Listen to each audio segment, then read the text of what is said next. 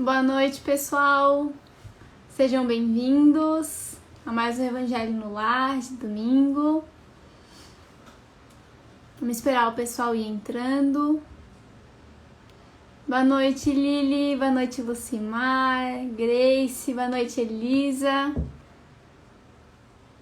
Hoje a gente tem uma convidada especial. A gente já tinha dado um spoiler domingo passado. Deixa eu colocar a nossa participante aqui na live.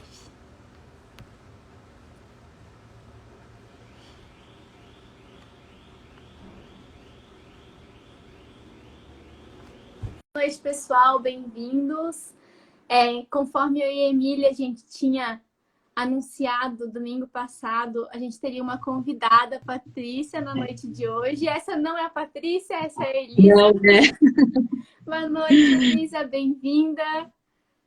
Tudo bem? Boa noite, tudo certo? Tudo Eu, bem? eu venho, eu venho com a Paty no coração, né? Porque a Paty é minha amiga de sempre, da vida.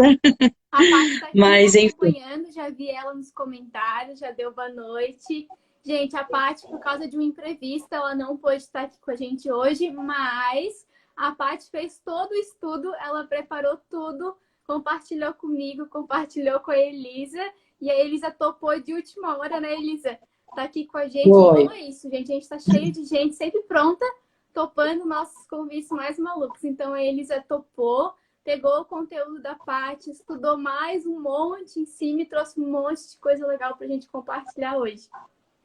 É isso mesmo. Então, vamos lá, né? Eu acho que é legal a gente ver que a gente tem as contribuições, né?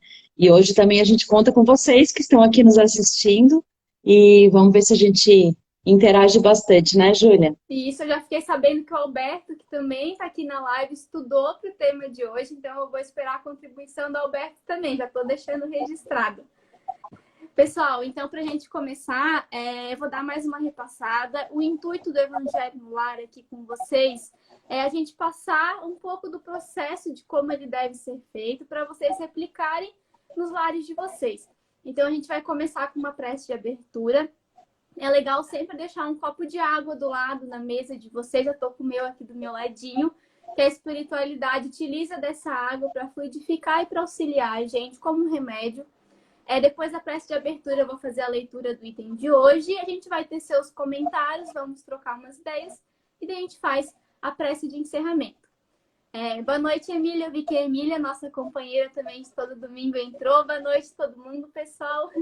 Elisa, como convidada, topas fazer a nossa prece de abertura?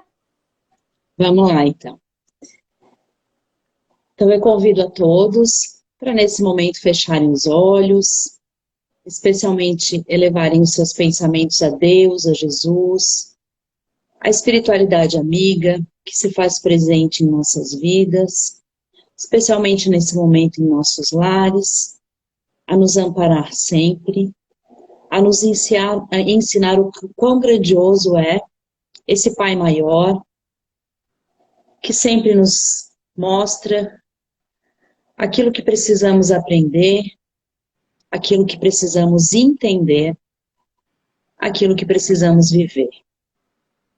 Que na noite de hoje possamos aprender juntos, entender juntos e viver juntos esse Evangelho de Jesus, que faz parte das nossas vidas, como encarnados e como desencarnados. E dessa forma, damos por aberto esse momento do Evangelho no dia de hoje. Que assim seja.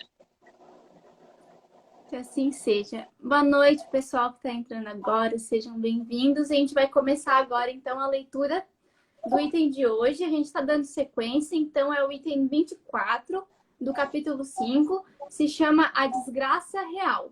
Dependendo da editora, tem uma mudançazinha no título, mas é o item 24 do capítulo 5. Vou fazer, então, a leitura para a gente. Toda a gente fala da desgraça. Toda a gente já a sentiu e julga conhecer-lhes o caráter múltiplo. Venho eu dizer-vos que quase toda a gente se engana e que a desgraça real não é, absolutamente, o que os homens, isto é, os desgraçados, o supõem. Eles a veem na miséria, no fogão sem lume, no credor que ameaça, no berço que o anjo sorridente desapareceu, nas lágrimas, no féretro que se acompanha de cabeça descoberta e com o coração despedaçado, na angústia da traição, na desnudação do orgulho que desejar envolver-se em púrpura e mal oculta a sua nudez sobre os andrajos da vaidade. A tudo isso e a muitas coisas mais se dá um nome de desgraça na linguagem humana. Sim, é desgraça para os que só veem o presente. A verdadeira desgraça, porém, está nas consequências de o fato mais do que no próprio fato. Dizei-me se um acontecimento considerado ditoso na ocasião, mas que acarreta consequências funestas, não é realmente mais desgraçado do que outro que a princípio causa viva contrariedade e acaba produzindo o bem. Dizei-me se a tempestade que vos arranca as árvores, mas que saneia o ar, dissipando os miasmas insalubres que causariam a morte, não é antes uma felicidade do que uma infelicidade. Para julgarmos de qualquer coisa, precisamos ver-lhe as consequências. Assim, para bem apreciarmos o que em realidade é ditoso ou inditoso para o homem, precisamos transportar-nos para além desta vida, porque é lá que as consequências se fazem sentir. Ora, tudo o que se chama infelicidade, segundo as acanhadas vistas humanas, cessa com a vida corporal e encontra a sua compensação na vida futura. Vou revelar-vos a infelicidade sob uma nova forma, sobre a forma bela e florida que acolheis e desejais com todas as veras de vossas almas iludidas. A infelicidade é a alegria, é o prazer, é o tumulto, é a vã agitação, é a satisfação louca da vaidade que fazem calar a consciência, que comprimem a ação do pensamento, que atordoam o homem com relação ao seu futuro. A infelicidade é o ópio do esquecimento que ardentemente procurais conseguir. Esperai, vós que chorais, tremei, vós que rides, pois que o vosso corpo está satisfeito. A Deus não se engana, não se foge ao destino, e as provações, credoras mais impiedosas do que a matilha que a miséria desencadeia, vos espreitam o repouso ilusório para vos imergir de súbito na agonia da verdadeira infelicidade, daquela que surpreende a alma amolentada pela indiferença e pelo egoísmo. Depois o Espiritismo vos esclareça e recoloque para vós, sob verdadeiros prismas, a verdade e o erro, tão singularmente deformados pela vossa cegueira. Agireis, então, como bravos soldados, que, longe de fugirem ao perigo, preferem as lutas dos combates arriscados à paz que lhes não pode dar glória nem promoção. Que importa ao soldado perder na refrega armas, bagagens e uniforme, desde que saia vencedor e com glória? Que importa o que tem fé no futuro deixar no campo de batalha da vida a riqueza e o manto da carne, contanto que a sua alma entre gloriosa no reino celeste? É um texto de Delfina de Girardin, provavelmente não é assim que se pronuncia, de 1861. Esse texto ele é muito bonito e normalmente quem faz a leitura do capítulo começa tecendo os comentários, mas eu vou fazer diferente hoje, porque assim, às vezes a gente tem convidados no nosso evangelho que sabem mais do que a gente. Então, a gente deixa esses convidados começar a ter seus comentários. Eu sei que a Elisa preparou um monte de conteúdo legal junto com a Paty. Então, Elisa, pode começar fazendo os comentários. Fica à vontade. A gente começa, então, a nossa conversa com você. Então, vamos lá.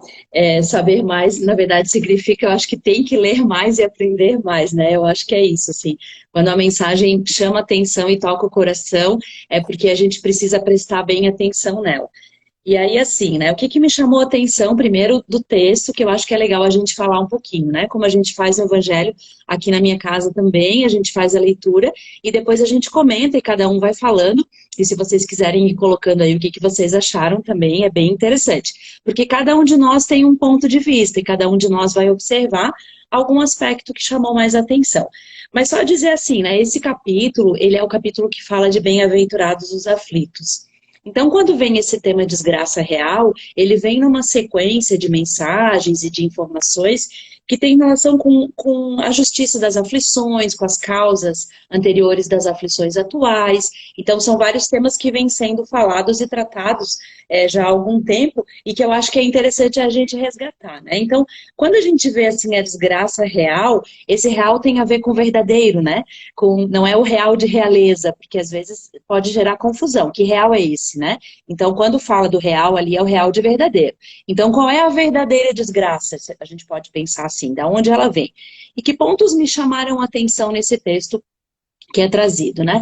Primeiro, quando ela diz assim, né, que todos falam, mas se enganam. Então, a gente, né, fala que entende o que é essa desgraça, mas a gente se engana porque, na verdade, a gente não entende, né? Essa linguagem humana para definir o que é desgraça, na verdade, ela é muito pobre, porque ela não consegue fazer isso. E aí ela já deixa claro bem ali no início, né, que a verdadeira desgraça está nas consequências de um fato, mais do que no próprio fato. Olha que interessante. Então, se a gente olha determinado fato hoje e não pensa nas consequências daquilo, na verdade a gente não está avaliando claramente essa desgraça. A gente está avaliando hoje só, né? E aí na sequência ela vai dizendo, né? Quantos de nós conseguem ver a tempestade como algo bom? E quando fala tempestade, não é só aquela chuva como deu essa semana, que muitos de nós acordamos assustados de madrugada com aquela chuva aqueles trovões, aqueles raios, mas a tempestade das nossas vidas mesmo, os momentos difíceis que a gente passa e às vezes a gente não percebe isso como algo positivo, como algo que vem para nos propiciar uma mudança, uma renovação, algo importante ali, né? E aí ela traz isso claro. E aí, a gente precisa ver, ampliar essa nossa visão. A gente precisa ver para além do agora, para além do hoje, para além desse momento encarnatório que a gente tem. E olha os desafios, né? Aí vem a palavra infelicidade, que vem colocada de uma nova forma. Quem vai dizer que a infelicidade ela é bela, florida? Quando que a gente vai definir isso, né? Se pedirem pra gente fazer alguma coisa, me diga o que é infelicidade. A gente não vai lembrar de uma flor, provavelmente. A gente lembra de outras coisas, não das flores. E ela diz que não, que a gente precisa exercitar o olhar dessa infelicidade como algo diferente, né? E aí, essa infelicidade ela passa a ser aprendizado, né? Não um aprendizado de autotortura, não que a gente vai querer ser infeliz o tempo inteiro, mas de entendimento, de compreensão, de que o agora é uma consequência do ontem e de que a gente precisa hoje pensar naquilo que a gente faz, avaliar as nossas ações, porque a gente vai preparando o nosso amanhã, né? Então essa relação do futuro, do espírito eterno que somos, das reencarnações, das possibilidades, ela vem toda aqui, né?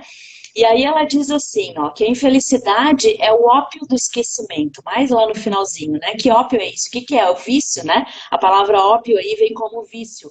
Então ela vem como um vício do esquecimento. Então a gente escolhe a infelicidade e aí opta porque a gente já tem muitas coisas que a gente esqueceu mesmo, né? No momento em que a gente vive, e aí a gente vai buscando aquelas fugas, que a gente fala das fugas psicológicas, aquelas que acontecem, né? E aí tentando esquecer aquilo que a gente não quer entrar em contato. Então a gente opta por ficar nessa situação, e aí a gente acaba se tornando cego, né? Cego desse olhar mais amplo, desse olhar de futuro, que é tão importante, né? E aí ela fala ali dos soldados que não fogem às lutas, quem é que quer perder, né? Qual é o soldado que vai querer perder, ele quer vencer. A gente também muitas vezes pensa assim, sem observar a fé no futuro. Então a gente deixa para trás, não consegue deixar para trás a riqueza, as coisas materiais e tudo mais, e a gente fica focado no hoje e no agora, né? Queres falar alguma coisa, Julia, ou eu continuo aqui? Pode tocar, Elisa. Tá ótimo te ouvir. Pode continuar. Eu deixo os meus comentários Então, no vamos final. lá. Tá bom. Aí agora eu vou trazer um pouquinho daquilo que a Paty nos ajudou, né? Porque a Paty sempre nos incentiva a leitura da Joana de Ângeles, e quando ela preparou o material para hoje, ela trouxe dois aspectos bem interessantes que eu acho que é bem legal a gente conversar. Assim. Primeiro, falar um pouquinho sobre essa desgraça real, quando a gente analisa as tragédias do mundo. Né? Entender o quê? Que essas tragédias elas não podem ser compreendidas como uma verdadeira desgraça. Olha que importante isso. Então, de que tragédias a gente fala? O nosso planeta ele já passou por uma série de momentos que a gente pode considerar como sendo momentos de tragédia.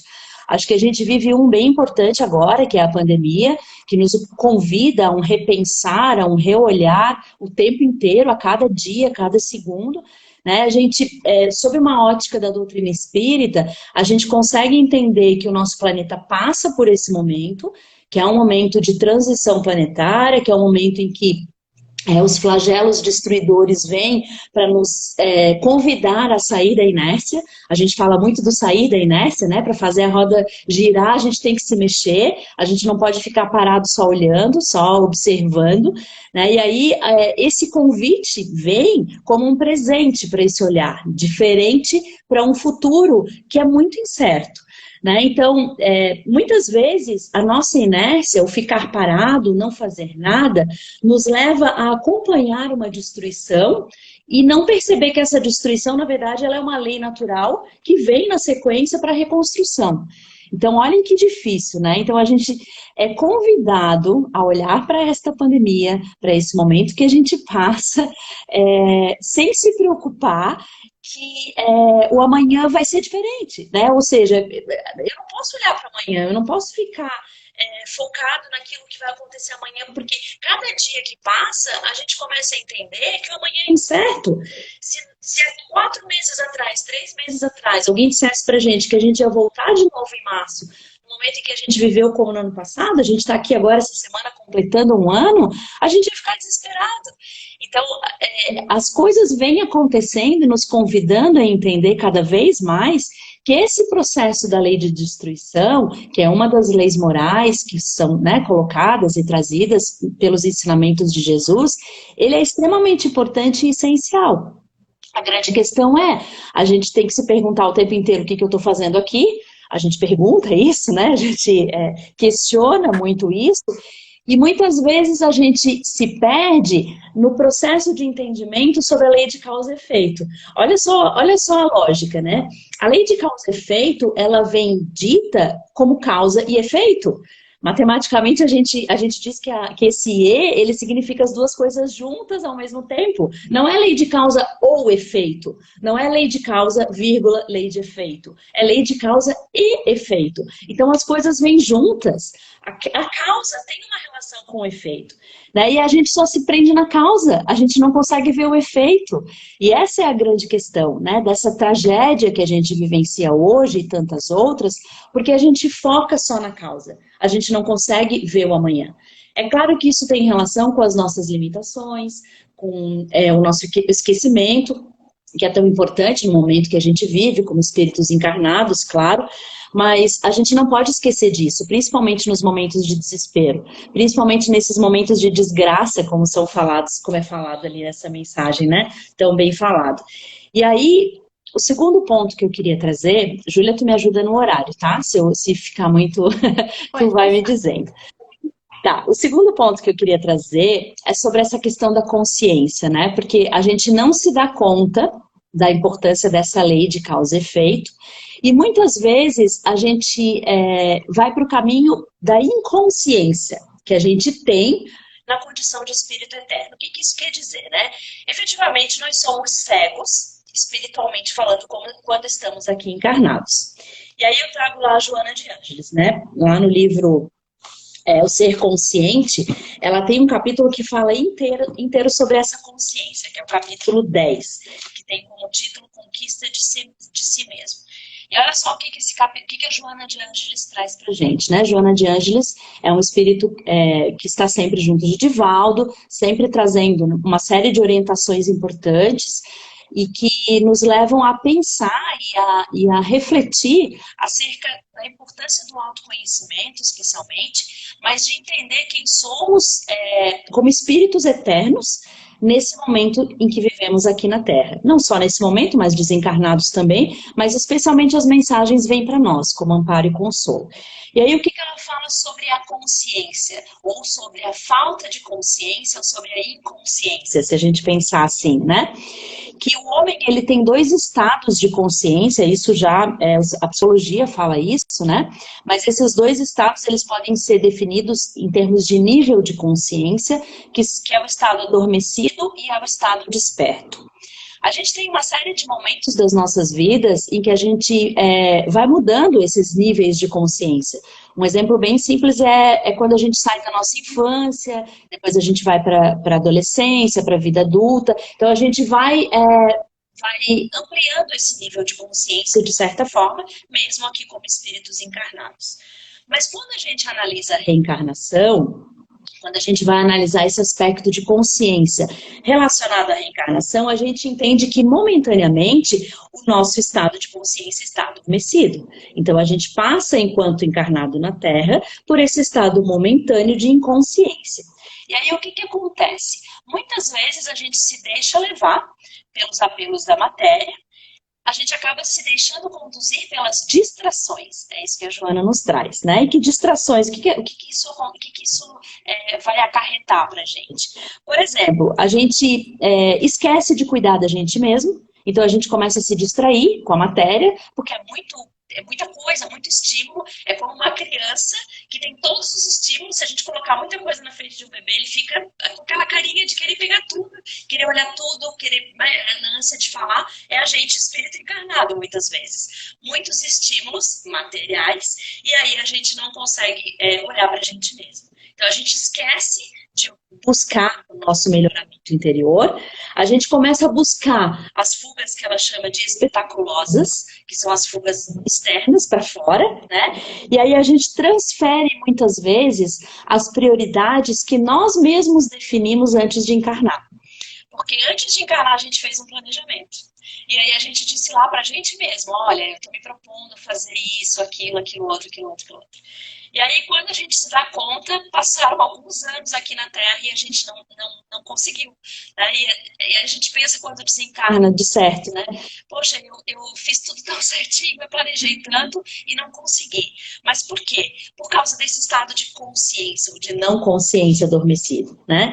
E aí, o que a gente precisa entender, o que pode nos ajudar a melhorar isso, que eu acho que o Ser Consciente, o livro traz um pouco, é o seguinte, eu gosto muito de falar do tempo, né? Então o tempo nos traz algumas noções de imediatismo, por exemplo, que são fatais pra gente. Então quando a gente começa a querer as coisas muito imediatas, pode voltar atrás e pensar, opa, tem alguma coisa que não tá legal aí. Então, essas ideias imediatistas que a gente tem, se não a pandemia que veio nos ensinar, não sei mais aonde, né? Mas a gente não pode, a gente precisa cuidar com isso. Porque o nosso olhar ele tem que ser mais amplo. A nossa vida agora é um pontinho de nada perto daquilo que a gente já viveu e perto daquilo que a gente ainda tem como experiência enquanto espírito. Né? Então, que a gente procure sempre buscar esse olhar mais amplo, buscar esse olhar para o futuro, sem ficar focado no tempo, sem ficar preocupado de que eu preciso fazer tudo de uma vez só, mas sem também deixar de lado as coisas importantes que eu me coloquei, né, e que eu me propus a fazer. E aí, como é que eu vou saber o que eu me propus a fazer, né? Como é que eu sei? Porque eu posso achar que eu estou fazendo a coisa certa e não estou. Eu sempre digo que a gente tem que fechar os olhos e escutar o nosso coração, escutar aquilo que vem de dentro. Porque se a gente entende, né, se a gente estuda o Evangelho, se a gente sabe desses conceitos, não só da doutrina, mas do Evangelho em geral, e não são só os espíritas que têm esse mérito, né, mas as pessoas em geral podem fazer esse exercício, não é mérito algum conhecer a doutrina espírita, ao contrário, ela nos auxilia bastante no entendimento de várias coisas, mas qualquer um de nós encarnados na Terra pode fazer esse exercício, de viver o presente. Esse presente como um presente de Deus, né? Presente de Deus. E a partir do momento que a gente consegue viver dessa forma, sem essa ideia imediatista, sem essa preocupação com o futuro, talvez a gente consiga viver hoje de verdade. Né? E aí consegue passar pelo ópio do esquecimento, né? O vício do esquecimento que o texto lá fala, e deixar de ficar viciado em coisas desnecessárias, porque o vício não é só da matéria, né? É a tal da desgraça real. Né? Então, quando a gente tem essa ansiedade de que o futuro chegue logo, né? Eu quero que as férias cheguem logo, eu quero que o final de semana chegue logo, eu quero que essa pandemia acabe logo, a gente vive de fato essa desgraça real. A gente não consegue sair dela, porque a gente fica preso e apegado a essas questões materiais. Júlia, eu acho que as pessoas querem te ouvir também, vai lá. Antes de ir para os meus comentários, eu quero ler alguns outros comentários que o pessoal fez aqui. Eu vou começar com um comentário do nosso amigo Gilvan. Ele falou assim, ó: há fatos cujas consequências não conseguimos avaliar direto no momento que ocorrem. Impõe-se algum tempo para constatarmos se trata de ou deletério. Então, entra essa questão que você estava comentando, né, Elisa, de que a gente tem que dar tempo para o tempo. Não é em uma semana, um mês que a gente vai entender por que aquele acontecimento se passou, ou às vezes o que a gente quer aprender com ele, né? Hoje, algumas horas antes do evangelho aqui, eu estava sentada na mesa da cozinha com a minha mãe e a gente comentando, e daí eu fiz o seguinte comentário para ela: poxa, mãe, né? O que será que tudo isso que está acontecendo devido à pandemia, que não está acontecendo só com a gente, está acontecendo, acho que em todos os lares por aí, né? O que será que está querendo ensinar para gente, né? Que eu parei e comecei a fazer uma reflexão.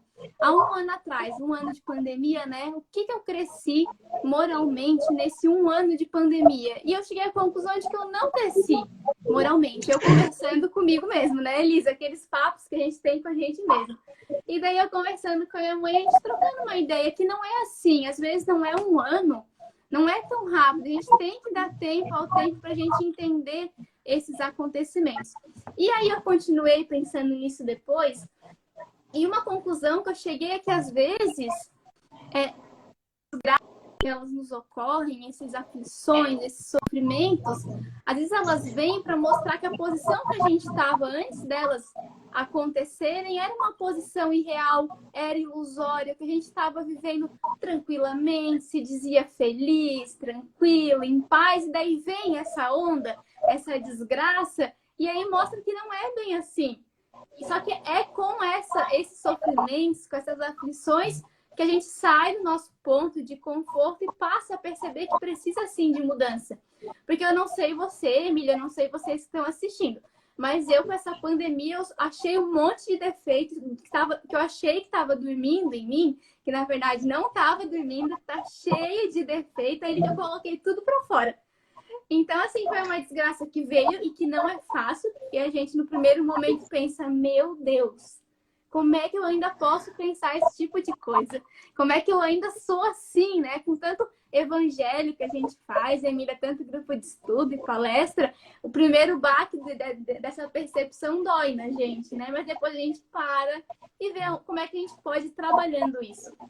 Então, essa questão de dar o tempo das coisas acontecerem e ter essa certeza que talvez agora a gente não entenda o motivo disso estar acontecendo ou o que a gente tem que aprender com isso, no futuro a gente vai ter essa noção, essa consciência. Basta a gente estar disposto a aprender, a enxergar, a se trabalhar, que essa resposta ela vem pra gente. Mas a gente é muito momentâneo, né? A gente quer tudo para agora, eu quero saber agora o que isso acontecer, o que eu tenho que aprender, o que eu tenho que mudar, como é que eu vou ser melhor.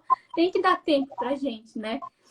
E já fiz um comentário meu aqui no meio. Li o comentário do Gilberto e já comentei. Do Gilvan, desculpa. Outro comentário aqui também do Gilvan, para finalizar o último dele, que ele falou que tem alguns acontecimentos que nos contraria, mas que na verdade está livrando a gente do mal. Ele deu um exemplo bem clássico: a gente está indo para algum lugar, fazer alguma coisa, e aí fura o pneu do carro. O que a gente vai pensar no primeiro momento? Pronto, não vou poder fazer o que eu queria fazer, fui contrariado, vai dar um trabalho, estragou o pneu do carro. Eu estava indo lá fazer um negócio bom, não vou mais poder fazer porque estragou meus planos. Quem disse? Né? E vai que a gente vai ter um outro acidente pior depois, ou o lugar que a gente estava se destinando, a gente não ia realizar algo tão frutífero assim. Às vezes está livrando a gente de um mal, sim, né? A gente nunca sabe. Às vezes um sintoma, uma dor de estômago, né, Elisa? A gente acha que, meu Deus, eu tô com essa dor no estômago, que saco, né? Sempre tem que estar doendo alguma coisa, não tem um momento de paz, sempre tem uma dorzinha. E se essa dor no estômago for uma chamada de atenção para a gente se alimentar melhor, para a gente se cuidar melhor, para evitar uma doença pior no futuro. Então a gente sempre tem que ter essa visão de que alguns tormentos, algumas desgraças, algumas não, todas, né? Elas vêm para o nosso bem. E aí um comentário legal que a Larissa fez aqui em sequência, tá cheio de comentários, gente, eu tô até me perdendo aqui, tô adorando. Ela falou que é legal essa desgraça real nesse item 24, que ele traz um contraponto do capítulo anterior, que foram os tormentos voluntários. Então, o que é tormento voluntário e o que é uma desgraça real? Eu não tinha pensado nisso, isso que foi no domingo passado.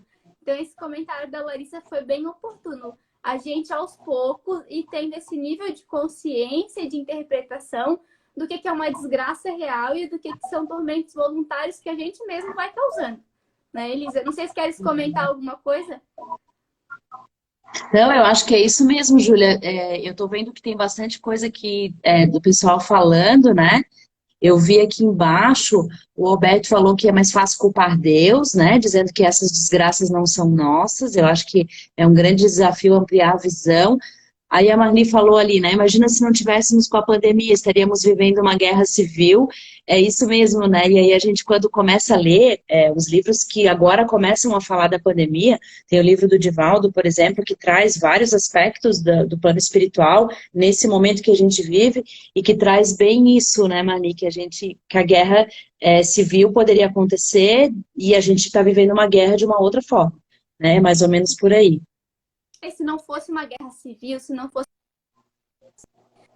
ser uma parte, esse mal ele necessitava vir de uma forma ou de outra, né? A forma que se encontrou foi essa pandemia que está acontecendo agora. Mas aí tem a causa e o efeito, né? O efeito seria o mesmo. O efeito que a sociedade está passando, independente da causa, é fazer essa movimentação que a gente está tendo que fazer. E a Elisa comentou muito de dar o tempo, né? E não ficar pensando no amanhã. Eu sou uma pessoa que eu tô tendo que trabalhar em mim esse pensamento de, ai, quando é que essa pandemia vai acabar? É quase todo dia acontece uma coisa, me vem o pensamento, ai, quando é que isso vai acabar? E não adianta. Isso só traz mais aflição ainda, porque a gente não vai ter essa resposta. Ninguém tão cedo vai ter essa resposta para nos dar. Então a gente tem que viver com o presente que nos foi dado. O presente que é o presente, né, Elisa? O Alberto também fez um outro comentário, gente, que é o seguinte, que é interessante pensar também nos flagelos falados como sendo esses momentos de despertar da consciência para a nossa evolução e aprimoramento moral enquanto encarnados. E o Alberto, ele... Ah, não, a Elisa já leu outro comentário dele, é isso mesmo? Já li. Então, deixa eu falar sobre esse, Júlia, que ele comentou.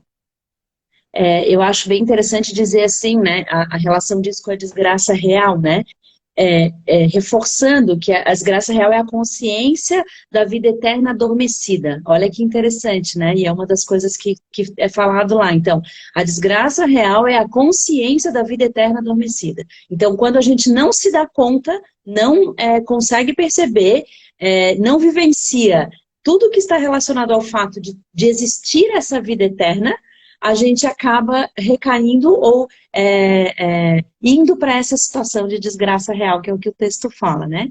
Então é mais ou menos isso. Legal, Elisa. Tem um outro comentário mais aqui para o final, da Kátia, se eu não me engano. Ela falou que com essa pandemia nunca se viu tanta gente orando para Jesus. Isso é verdade. Não é, eu acho que a Elisa, acho não, né? A Elisa e alguns amigos que estão aqui da Associação Espírita Fé e Caridade sabem que a gente nunca fez tanta irradiação, a gente nunca se juntou tanto para irradiar para o nosso país como um todo, que nem está sendo feito agora. Então, essa movimentação também tem a ver com o comentário da Larissa, que veio em sequência, que esse efeito que veio, né? Esse efeito de pandemia, se vai precisar de 5, 2 ou 10 anos de efeito para a gente aprender, vai depender do nosso trabalho e da nossa resignação enquanto isso ocorre. Então, esse trabalho de parar, de orar, de se colocar na situação em que o outro está vivendo, que daqui a pouco vai ser a gente, eu acho que essa pandemia está mostrando muito isso. A gente vê uma pessoa passando por um mês, a gente está nessa mesma situação, depois de um mês nosso colega está vivendo a mesma situação, a gente está se sentindo um acolhendo o outro, a gente está tendo mais empatia, quem busca ter, né? Quem está fazendo esse trabalho. Então, isso é muito legal. Nada acontece sem a vontade de Deus, a gente sabe disso. Tudo acontece com a sua permissão. Mas a gente tem o livre-arbítrio, que a gente falou no encontro passado, para ou encurtar ou prolongar um sofrimento nosso, uma situação.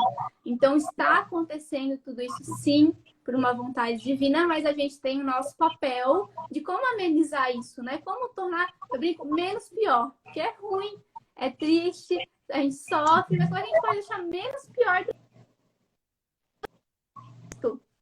que não me prolongar muito também, eu trouxe uma historinha, não é nem um texto. Aqui no Evangelho, o parágrafo final, ele faz uma comparação com o campo de batalha, com a guerra, com os soldados. E eu li um texto essa semana que fala sobre coragem e me lembrou muito, porque o campo de batalha exige essa coragem, né? E eu acho que agora, mais do que nunca, tá todo mundo precisando dessa coragem para seguir firme, para continuar. E essa historinha que eu vi do livro de respostas de Emmanuel, e é o seguinte, era um homem que ele se dizia infeliz. Ele implorava socorro dos céus porque ele era infeliz, e num sonho, enquanto ele dormia, aqui eles colocam como mensageiro do Senhor, lhe falou o seguinte: o eterno benfeitor se enterneceu com as tuas lágrimas e te escutou as petições. Em resposta, recomenda-te coragem, a fim de que possas receber o apoio divino. E aí essa pessoa que se dizia infeliz e estava pedindo a ajuda dos céus, que é a gente, né, gente, é o que a gente faz todo dia, respondeu o seguinte, meio magoado com essa resposta. Ele disse assim: coragem? Acaso eu não tenho mostrado ausência de medo em toda a minha vida? Eu guardo medalhas de muitas competições. Eu escalei o monte mais escarpado da minha região, por 6 vezes fui campeões de corridas arriscadas. Já montei potros bravos e por 2 vezes abati onças nos sertões. Então ele ficou triste que os mensageiros divinos mandaram ele ter coragem. Ele era a pessoa mais corajosa que ele conhecia. E aí a resposta desse mensageiro foi bem curta, foi bem direta, foi o seguinte: sim, tudo isso é para considerar, mas o que o Senhor te pede é a coragem de cumprir o teu próprio dever. Então, eu lendo isso, foi uma paulada para mim também, né? Assim como foi para ele.